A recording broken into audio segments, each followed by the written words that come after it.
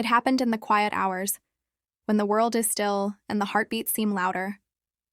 Mark Consuelos collapsed overnight. No warning, no time to prepare. Kelly Ripa found him barely responsive, his body cold, his breath shallow. One moment they were laughing over tea. The next, she was screaming his name, dialing for help, praying it wasn't too late. Within minutes, paramedics rushed in. Machines beeped. Oxygen flowed. But no one could answer the only question that mattered. Would Mark survive the night? The man known for strength was now fighting for every breath. For weeks, Kelly had noticed something off. Mark had been more tired than usual. He brushed it off as stress, just work catching up to him.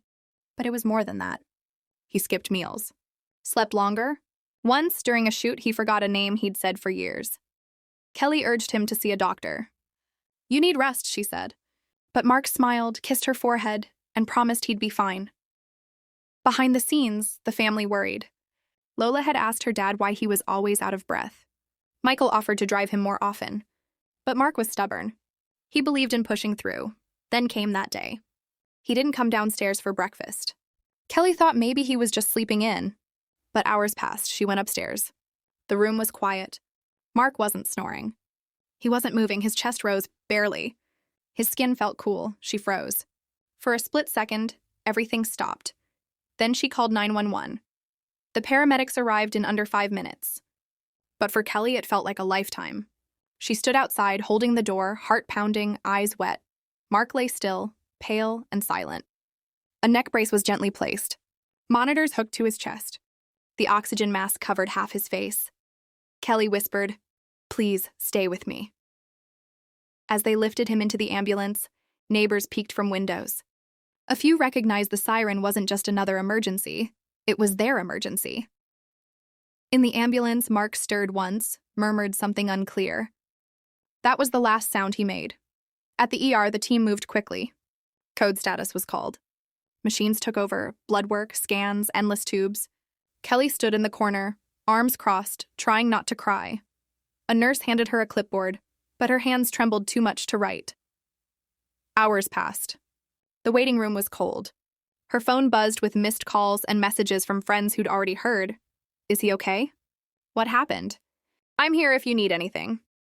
But she couldn't answer any of them. Because she didn't know.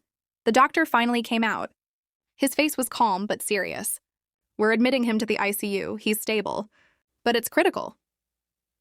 The doors to the ICU slid open with a quiet hum.